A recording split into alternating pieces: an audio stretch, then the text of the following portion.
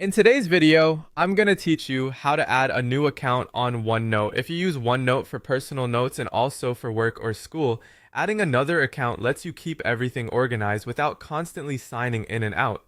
I'll walk you through the process in the desktop app, and the steps are very similar across recent versions of OneNote. First, open Microsoft OneNote on your computer. Once the app is open, look to the very top left corner of the window and click File. This takes you to the Backstage view where all your account and app settings live, separate from your notebooks. On the left side, select Account. Here you'll see which account you're currently signed in with and any connected services. To add a new one, click the option that says Plus Add Account. This is where you'll connect an additional Microsoft, work, or school account so you can access its notebooks right from this app. A sign-in window will appear.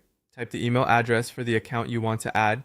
This could be a personal Microsoft email or the one provided by your organization.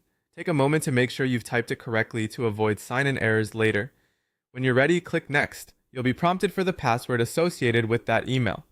Enter your password carefully. If your organization uses special security policies, the screen might look a little different, but the idea is the same. Confirm your credentials so OneNote can connect. When you've entered your password, click Sign In. After a moment, OneNote will connect the account. You won't need to close anything or restart the app. Your new account is now added and ready to use. You can switch between notebooks from each account, and OneNote will keep them separate under their respective profiles, which is especially handy if you want to keep personal and work notes distinct.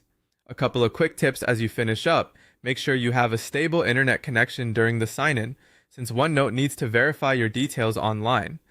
If your email belongs to a company or school, your organization might have additional policies that could prompt extra screens. Just follow the on-screen guidance and you'll land in the same place. And if you ever enter the wrong email by mistake, you can back out of the window and try again.